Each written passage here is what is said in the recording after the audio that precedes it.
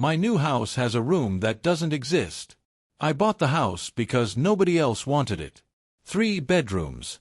2 floors. Dirt cheap. The realtor wouldn't even walk inside with me during the showing. She unlocked the front door, handed me the key, and waited outside in her car. At the time, I thought she was just lazy. Now I know better.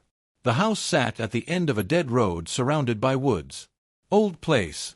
Probably built in the 1940s. The previous owner had died there, but that didn't bother me.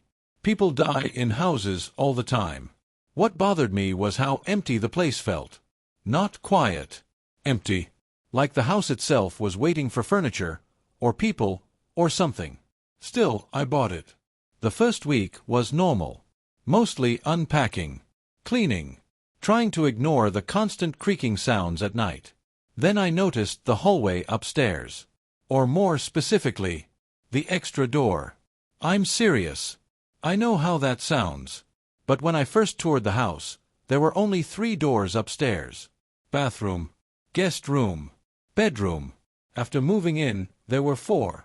The new door sat at the very end of the hallway where the wall should have been. Plain white wood. No knob. At first, I genuinely thought I'd somehow missed it. But the layout of the upstairs made no sense anymore. The hallway should have ended 6 feet earlier. I stood there staring at the door for almost a full minute trying to convince myself I was imagining things. Then my dog growled behind me. Baxter never growled. Not at people. Not at animals. Nothing. But the second he saw that door, his ears flattened and he backed away whining softly. That should have been enough warning. Instead, I touched it. The wood felt ice-cold. Not chilly. Freezing. Like touching metal in winter. And somewhere on the other side, I heard breathing. Slow. Uneven. I stumbled backward immediately. The breathing stopped. Then something softly knocked from the other side of the door. 3 taps. I grabbed Baxter and went downstairs. I didn't sleep much that night.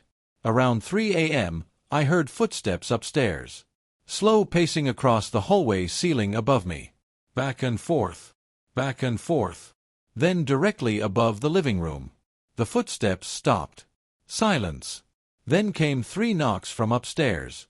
The same pattern. I locked myself in my bedroom until morning. The next day, I searched the house records online. According to the blueprints, there was no extra room upstairs. No hallway extension. No 4th door.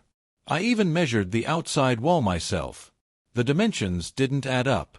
The inside of the house was somehow larger than the outside. That's when I should have left. But curiosity is a dangerous thing, especially when you live alone. That night, I brought a hammer upstairs intending to break the door open. Baxter refused to come with me. He sat at the bottom of the stairs shaking. The hallway felt colder than before. And the door was slightly open now. Just an inch. I knew for a fact it had no knob before. Now it did. An old brass knob scratched and tarnished with age. From the crack in the doorway came darkness so complete it looked solid. And that breathing again. Closer this time. I should have run. Instead, I pushed the door open. The room beyond was enormous. Impossible. There's no other word for it. The space inside couldn't physically fit within the house. The ceiling stretched upward into darkness. The walls looked wet and uneven like stone instead of drywall. And the room kept going far deeper than my flashlight could reach. It wasn't a room. It was a tunnel. A massive tunnel hidden inside my house. Then I saw the furniture. Old furniture. Dozens of pieces stacked haphazardly in the darkness. Chairs. Dressers. Children's toys. All covered in dust. Like generations of belongings dumped there and forgotten. My flashlight beam landed on something else. Photographs nailed to the walls. Hundreds of them. All of different people standing inside the house. Some photos looked decades old. Others looked recent.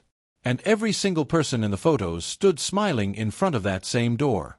My stomach dropped when I saw the final picture. It was me. Taken earlier that day. Standing in the upstairs hallway. I slowly backed away from the room. Then the breathing stopped. Complete silence filled the tunnel. And a voice whispered from deep inside the darkness. "Don't close the door." The voice sounded exactly like mine. I slammed the door shut instantly.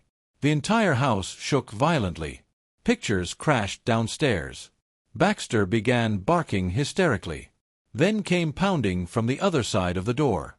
Not knocking anymore. Slamming. Something huge threw itself against the wood over and over. The walls around the hallway trembled. Cracks spread across the ceiling. And beneath the pounding, I heard my own voice screaming, "Let me out." I ran downstairs with Baxter and drove to a motel for the night. The next morning, I returned with 2 police officers. I tried explaining everything as calmly as possible. They clearly thought I was unstable. Until we reached the upstairs hallway. There were only 3 doors. The extra hallway was gone. No 4th door. No tunnel. Nothing. One officer actually laughed. Then Baxter walked upstairs behind us. The second he reached the end of the hallway, he began growling at the blank wall. Low. Terrified. And that's when all 3 of us heard it. 3 soft knocks. From inside the wall. The officers left shortly after that. I sold the house 2 months later. Took a massive financial loss just to get rid of it. But sometimes late at night, I wake up hearing footsteps pacing slowly in my apartment hallway. Back and forth. Back and forth. Then 3 soft knocks against my bedroom wall. And every single time, I hear my own voice whisper, "Don't leave me in here."